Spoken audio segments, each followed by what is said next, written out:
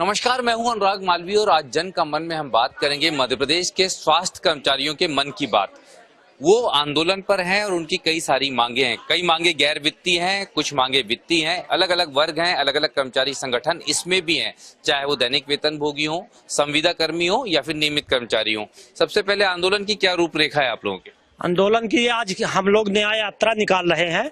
इसी यात्रा के साथ माननीय मुख्यमंत्री जी को सचेत करना चाहते हैं कि आप बार बार आश्वासन देने के बाद भी हमारी मांगों को नहीं पूरी कर रहे हैं, इसलिए हमको मजबूरन होके अब ये रोड में बैठना पड़ रहा है, न्याय यात्रा निकालनी पड़ रही है। इसके बाद भी यदि आप नहीं माने, हमारे प्रतिनिधिमंडल आपसे मिलने गए हैं, यदि हमारी बात आपके माध्यम से उन तक पहुंच रही है तो मैं तो निवेदन और वो कर रहा हूँ माननीय मुख्यमंत्री जी से कि आप मेरी बातों को मान लीजिए। और ये है, आपने ही घोषणा की है, हम लोगों ने नहीं किया। 2018 में और 2023 में आपने घोषणा की है, वही मांगे हैं हमारी। 10 मांगों को यथावत आप पूरा कर दीजिए, आधी अधूरी मत कर दीजिए। और जब यदि आप इन मांगों को पूरा कर दिया तो हम लोग अपने काम पे लौट जाएंगे, नहीं तो जो ये व्यवस्था बेपटरी होगी उसके जिम्मेदार कहीं ना कहीं आप होंगे, क्योंकि हम लोग 2013 से लगातार आश्वासन पे ही टिके हुए हैं। आज तक हमारी मांगों को आपके द्वारा पूरा नहीं किया गया। कभी आधा अधूरा मांगों को पूरा किया जाता है, कभी ग्रेड पे घटा दिया जाता है, कभी कर्मचारी की छुट्टियां बंद कर दी जाती है। इसलिए आपसे अनुरोध है कि आप हमारी मांगों को मानिए, नहीं तो हम लोग अनिश्चितकालीन हड़ताल की ओर जाएंगे। और जो भी अव्यवस्था होगी स्वास्थ्य विभाग की, उसके जिम्मेदार कहीं ना कहीं आप होंगे। आप कौन से उसमें कर्मचारी हैं? नर्सिंग ऑफिसर एसोसिएशन से हूँ, इंदौर MGM मेडिकल कॉलेज। आप लोगों की क्या मांगे हैं? हमारी एक तो सेकंड ग्रेड की मांग है, नाइट अलाउंसेस जो डॉक्टर्स को दिए जाते हैं हमको नहीं दिए जाते। और 2018 से हम लोगों को 7th पे का लाभ दिया गया, जबकि अन्य लोगों को और डॉक्टर्स को 2016 से दिया गया, उसका एरियर भी दिया गया है। प्रमोशंस हम लोगों के ड्यू हैं जो सीनियरिटी के अकॉर्डिंग है। और दूसरा 70, 80, 90 के लिए जो हम लोग कई वर्षों से इस चीज के लिए लड़ाई लड़ रहे हैं कि जब समान कार्य है तो समान वेतन क्यों नहीं है। और जब सुप्रीम कोर्ट का भी आदेश हो चुका है कि जब समान कार्य कर रहे हैं तो समान वेतन दिया जाए, पर उसके भी आदेश आज दिनांक तक जारी नहीं किए गए हैं, जिसके कारण से हमें बहुत ज्यादा आर्थिक विसंगतियों का सामना करना पड़ रहा है और प्रशासन लगातार हमारे साथ भेदभाव का व्यवहार कर रहा है। आप भी नर्सिंग से? जी, हम आयुष विभाग में हैं। आयुष विभाग में महिला स्वास्थ्य कार्यकर्ता और एलोपैथिक में NM दोनों सेम बराबर होते हैं। कंपाउंडर और हमारी योग्यता दोनों की सेम है, लेकिन हमें 1800 ग्रेड पे 4th क्लास में रखा गया, जबकि कंपाउंडर को 2400 रखा गया। तो हमें जब योग्यता दोनों की बराबर है तो ग्रेड भी दोनों को बराबर देना चाहिए। और जब 2002 और 2003 में हम लोगों की पद स्थापना हुई थी, तब सबको संविदा में रखा गया था और सबको एक बराबर मिल रहा था 2200 रुपए, लेकिन अब उनको 2400 मिल रहा है और हमको 1800 मिल रहा है। तो हम लोगों के साथ हीन भावना देखी जा रही है। एलोपैथिक में 2800, इन लोगों को 2400 और हम लोगों को 1800। आप कौन से डिपार्टमेंट? जी सर, हम रेडियोग्राफर संघ से हैं, जो मैं मीडिया एंड कम्युनिकेशन देखता हूं। तो जैसा कि आप जानते भी हैं और आम जनता में एक अवेयरनेस की भी कमी है कि एक्सरे और सिटी स्कैन से जो अनावश्यक जो रेडिएशन निकलता है, क्योंकि हम उस फील्ड में सतत कार्यरत होते हैं, तो उसमें जो विकिरण निकलता है वो कहीं ना कहीं हमारे शरीर के लिए भी हानिकारक होता है। उसके लिए पूर्व में हमारे जो संगठन के पदाधिकारी थे, उन्होंने 1994 के पहले इसके लिए जंग लड़ी थी और उसमें शासन ने 50 रुपए जोखिम भत्ता के नाम पर हमें प्रदान किया था। आज देखते हैं महंगाई इतने लेवल की बढ़ गई है, परंतु शासन ने उस 50 रुपए को एज इट इज रखा है। आज हम देख रहे हैं कि 50 रुपए में क्या होता है। अगर किसी को जोखिम होगा, जैसा कि विकिरण से कैंसर जैसे घातक रोग भी होते हैं, और अगर कैंसर जैसा घातक रोग होता भी है तो 50 रुपए में उसकी क्या भरपाई होगी। तो हम शासन से ये मांग करते हैं कि हमारा जो वेतन का जो बेसिक है उसका कोई परसेंटेज, चाहे वो 5% हो चाहे 10% हो, हमारी मांग 25% हो, पर शासन उस पर विचार तो करे। हम सतत उस पर अपनी मांग रख रहे हैं, पर शासन का अभी तक उस पर कोई वो नहीं रहा है, मतलब कोई इंटरेस्ट नहीं लिया है। हम शासन से यही मांग करते हैं कि हमारा जो बेसिक है उसका कुछ विकिरण जो जोखिम भत्ता जिसको हम कहते हैं वो हमें प्रदान किया जाए। आप कौन से उससे हैं विभाग? हम स्वास्थ्य विभाग कटनी से हैं और हम यहाँ धरना हड़ताल पे आए हैं कि हमारी मांगों को भी पूरा किया जाए। और हमारे कोमल भैया अध्यक्ष हैं हमारे, और हम लोगों को 2019 में आउटसोर्स कर दिया गया था। तब से ठेकेदार जो है हम लोग का पूरा शोषण कर रहा है, ना छुट्टी देता है, ना पूरी वेतन देता है, ना PF देता है, ना AL देता है, ना ML मिलती है। हम लोग की तबीयत खराब हो जाती है तो हम लोग का पेमेंट कट जाता है। बरसात ठंडी सभी प्रकार से हम सेवाएं देते हैं और हमें पूरी वेतन नहीं दी जाती है। तो सरकार से गुजारिश है कि हमको भी संविदा में लेके और हमें संविदा की पेमेंट दी जाए। क्या और मांगे आप?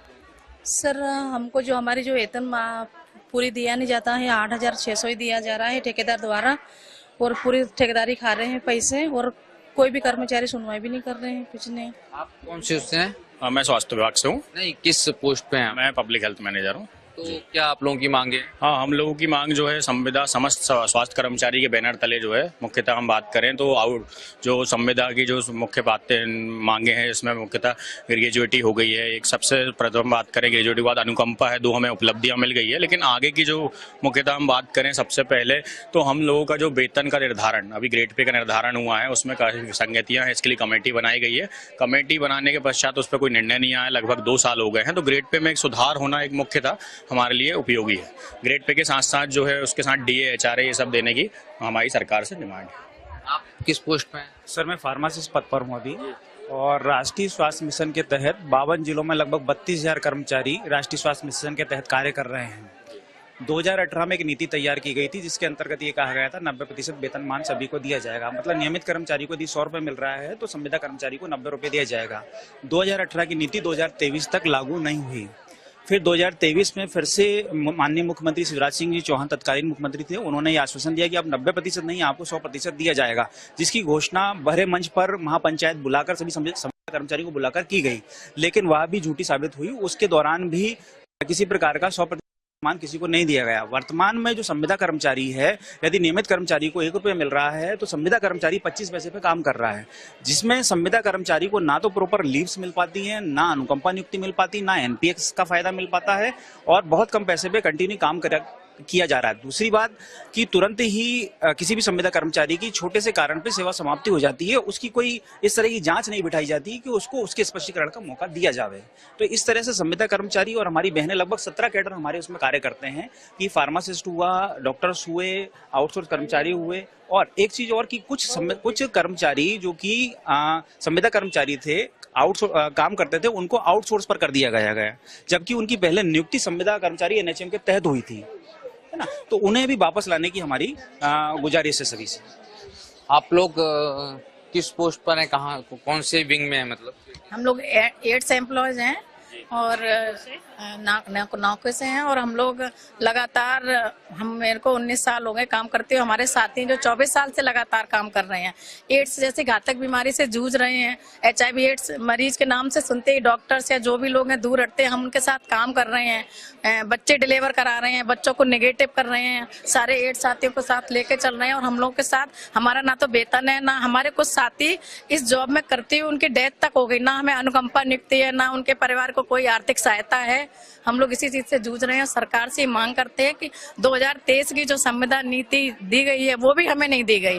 काफी 2-3 सालों से हम लोग प्रयास कर रहे हैं, हमें नहीं दी गई है। सरकार से हमारा निवेदन है कि हमारी ये मांगों को पूरा किया जाए। क्या और मांगे हैं? सर अभी तो यही मांगे है, फिलहाल सरकार ये सुन ले तो ज्यादा बेटर है।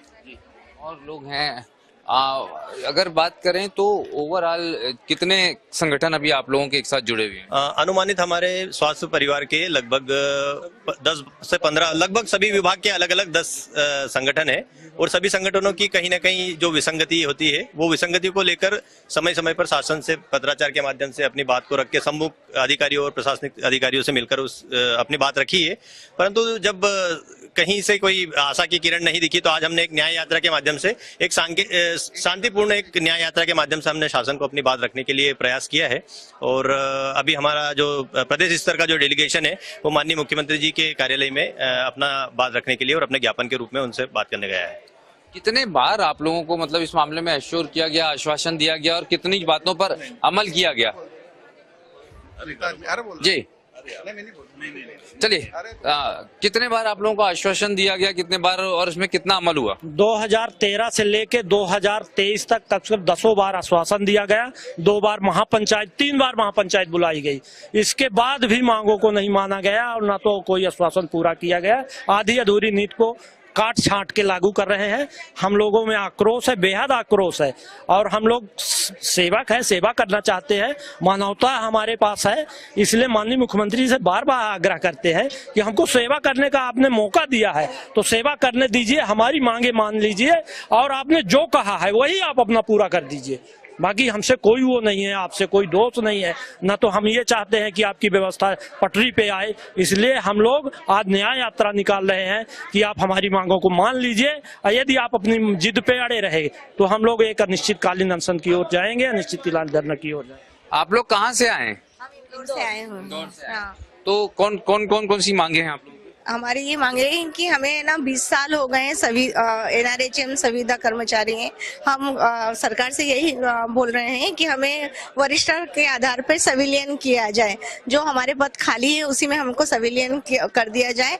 और हमारी कई बहनें ऐसी हैं जो 20-20 साल से जॉब कर रही हैं, और उनकी सैलरी अभी 2023 में तो उन्होंने बोला है कि आपको 90% दिया जाएगा, लेकिन परमानेंट की जो सैलरी है उससे 25% भी सैलरी हम लोगों की नहीं है। यही हमारी मांग है कि हमें उनके जो काम हम कर रहे हैं और वो भी जो काम कर रहे हैं उसके बराबर की सैलरी हम लोगों को दिए, समान दी जाए, और इसके अलावा बंद किया जाए। मेन मुद्दा यही है, ठेके प्रथा से हम लोग बहुत परेशान हैं। ना मेडिकल लीव है, ना कोई अवकाश है हम लोगों के लिए। रेगुलर जो थी वो भी पिछले साल से खत्म कर दी गई है। एक बार मैं फिर तस्वीर दिखाता हूँ किस तरह की तस्वीर है। अगर लोग परेशान नहीं होते तो भरी धूप में, गर्मी में इस तरह आंदोलन की जरूरत भी नहीं होती। आप क्या करते हैं? सर, हम एड्स विभाग में लैब टेक्नीशियन हैं, और हम सरकार से यही मांग करते हैं कि जितने भी हमारे विभाग के अधिकारी कर्मचारी हैं उनको संविदा नीति 2023 का लाभ मिले, और जितने भी अन्य विभाग थे, माननीय मुख्यमंत्री श्री शिवराज सिंह जी चौहान द्वारा हमको महापंचायत में बुलाया गया था और निमंत्रण देके बुलाया गया था कि आप लोगों को आना है, और हम लोग गए भी थे। तो उसमें 30-40 विभागों को संविदा नीति का लाभ दे दिया गया, लेकिन हमारा जो मध्य प्रदेश एड्स नियंत्रण समिति है उसके अंतर्गत जो हम मध्य प्रदेश के एम्प्लॉइज हैं, हमको आज दिनांक तक उसका लाभ नहीं दिया गया। हम दुनिया की सबसे खतरनाक बीमारी जिसको HIV नाम से, एड्स नाम से जानते हैं, उसका मेडिकल साइंस में आज तक कोई वैक्सीन नहीं बना है, उसका कोई इलाज नहीं है, लाइलाज बीमारी है। उससे हम छोटे छोटे बच्चों को, गर्भवती महिलाओं को उनकी टेस्टिंग करते हैं, और उनको जो होने वाले जोखिम जो बच्चे होते हैं उनको HIV होने से हम बचाते हैं, एक नई जिंदगी उनको देते हैं। और उनको दवाइयां, हमने कोरोना में भी हमने उनको घर घर जाके दवाइयां दी हमारे विभाग ने। और आज हमारी ऐसी दयनीय स्थिति है कि हमको अभी तक आश्वासन के सिवा कुछ भी नहीं मिला है। तो हम माननीय मोहन यादव सरकार, हमारे जो मुख्यमंत्री जी हैं, उनसे विनम्र निवेदन करते हैं कि हम 800 कर्मचारी हैं और हमारी यही मांग है कि हमको संविदा नीति 2023 का लाभ दिया जाए, क्योंकि हम संविदा कर्मी हैं, हमारी नियुक्ति संविदा पे हुई है और हम आपके ही राज्य में सेवाएं दे रहे हैं। तो हम आपके राज्य के ही संविदा कर्मी हैं, और आपके ही जितने भी सिविल हॉस्पिटल है, CHA, DHA, वहाँ पे हमारे जो ICTC केंद्र बने हुए हैं, ART केंद्र बने हुए हैं, DEPQ केंद्र बने हुए हैं, जहाँ हम दवाइयाँ देते हैं, वितरण करते हैं और मरीजों को उनकी जान बचाते हैं। इस बीमारी का कोई इलाज नहीं है, लेकिन ART ड्रग्स से उसकी जिंदगी 10 से 15 साल, 20 साल हम आगे बढ़ा देते हैं। और समय पे अगर उसका HIV का पता चल जाए तो उसको गंभीर बीमारी, जिसको मतलब एड्स नाम से जाना जाता है, तो उस बीमारी से बच सकते हैं। HIV के बाद ही एड्स होता है। अगर एड्स एक बीमारियों का समूह है जिसमें डायबिटीज, किडनी फेल्यूर, बहुत सारी तरह तरह की शुगर बीमारियां हो जाती है। तो HIV से अगर आप बच जाओगे, समय पे उसकी दवाई ले लोगे, तो आपको आपकी जिंदगी सेफ हो जाएगी। जैसे कोई TB पेशेंट है, उसको 50% चांस है HIV होने का। अगर TB पेशेंट की समय पे HIV पता चल गई और उसका TB भी डायग्नोस हो गया, अगर उसको डॉट का इलाज मिल गया, HIV का ART इलाज मिल गया, तो उसकी जान बच जाएगी। ऐसी गर्भवती महिला का 9 मंथ के पीरियड टाइम में अगर पता चल जाए कि गर्भवती महिला HIV पॉजिटिव है, तो हमारे पास ऐसी मेडिसिन है कि हम उसको स्टार्ट कर देते हैं और उस माता से जो होने वाला बच्चा है वो पॉजिटिव नहीं होता है। तो ये तमाम लोग हैं, लेकिन अब आगे जिस तरह की बात हो रही है, आप कौन से कर्मचारी उसमें हैं या कौन से आयुष डिपार्टमेंट में हूँ। आयुष डिपार्टमेंट की क्या मांगे? आयुष डिपार्टमेंट में महिला स्वास्थ्य कार्यकर्ता हूँ। हमारी सिर्फ एक मांग है, हमें चतुर्थ श्रेणी में रखा गया है, जो कि हम पैरामेडिकल स्टाफ हैं। हमें चतुर्थ श्रेणी में नहीं, हमें तृतीय श्रेणी चाहिए। और तृतीय श्रेणी के अलावा हम एनएम है, महिला स्वास्थ्य कार्यकर्ता है। एलोपैथिक एनएम को 2800 ग्रेड पे दिया जा रहा है और हमें 1800 ग्रेड पे दिया जा रहा है। जब हम समान कार्य कर रहे हैं तो हमें समान कार्य समान वेतन दीजिए ना, फिर भेदभाव क्यों किया जा रहा है हमारे साथ में? अगर बात नहीं बनती है, संतुष्टि नहीं होती है, आगे का आंदोलन किस तरह से होने वाला है? आगे का आंदोलन अनिश्चितकालीन हड़ताल के लिए हम लोग बाध्य हो जाएंगे और अनिश्चितकालीन हड़ताल पे चले जाएंगे पूरे प्रदेश के कर्मचारी। और जो भी अव्यवस्था होगी शासन की होगी। उसमें हम लोग अपने न्याय यात्रा के माध्यम से आग्रह कर रहे हैं कि आप हमारी मांगे को यथाउचित मान लीजिए। कोई वो नहीं आपको आएगा ना, तो बजट में कुछ है, छोटी छोटी विसंगतियां हमने ग्रेड पे कम किया। इकट्ठी मांगे जो बड़ी मांगे हैं वो थोड़ा सा पूरी बता दीजिएगा। एक हमारी है ग्रेड पे का जो संशोधन की आपने कमेटी बनाई है, वो ग्रेड पे आपने लागू कर दीजिए। वो कमेटी की जो आपकी कमेटी बनी है, उसको आपके द्वारा बनाई गई है, वो कमेटी उसको सुना गया है और हमारे साथियों द्वारा बराबर रखा गया है, तो आप उसको पूरा कर दीजिए। वेतन विसंगत दूर हो जाए हम लोगों की। दूसरी है, हम लोगों को पेंशन का आपने जो आश्वासन दिया था, पेंशन दे दीजिए, पेंशन की विसंगत दूर हो जाए। हमारी यहाँ आप जो ने छुट्टी काट ली है, मेडिकल लीव हो चाहे ईएल हो, वो भी आप पूरा कर दीजिए। और इसी तरह से हमारी एक और मांग है आपसे, यदि वो है, जब आप 100% दे ही रहे हो तो परमानेंट कर दो। हम दो ही तो आपके कर्मचारी हैं, 20 सालों से लगातार आपकी सेवा कर रहे हैं। कोरोना काल हो चाहे महामारी हो, हम लोग निश्चित उसमें बढ़ चढ़ के हिस्सा लिया और अच्छे से अच्छा प्रदर्शन किया। जिस बीमारियों को काबू करने के लिए हमारे कर्मचारियों को, बहुत से तो कोरोना काल में पीड़ित हो गए, उनके बच्चे और उनके परिवार कोरोना काल से वो हो गए। इसलिए आपसे बार बार आग्रह है माननीय मुख्यमंत्री जी, माननीय न्यूज के माध्यम से, कि आप हमारी मांगों को पूरा कर दीजिए, नहीं तो हम बाध्य होंगे और अनिश्चितकालीन हड़ताल में चले जाएंगे। पूरी तरह से अगर हम देखा जाए तो मध्य प्रदेश के स्वास्थ्य विभाग के जो तमाम अधिकारी और कर्मचारी हैं, कहीं ना कहीं उनकी कई सारी मांगे हैं। और एक ऐसा विभाग जो बेहद संवेदनशील विभाग है, पूरी निष्ठा से सेवा करता है और शायद मध्य प्रदेश को चलाने में एक अपनी अहम भूमिका निभाता है, क्योंकि जब तक कि आप स्वस्थ नहीं होंगे तब तक चलेंगे कैसे? यानी कि सरकार, राज्य, लोग, विभाग सब चल रहे हैं जिस विभाग की बदौलत। उस विभाग को कहीं ना कहीं ये महसूस हो रहा है कि उसकी अवहेलना हो रही है, और यही कारण है कि अब अगर उनका कहना है कि मांगे नहीं मानी गई तो आंदोलन हड़ताल का रूप ले लेगा, और स्वास्थ्य विभाग की हड़ताल के मायने सब समझ सकते हैं। आज जन का मन में इतना ही, मुझे दीजिए इजाजत, नमस्कार, धन्यवाद।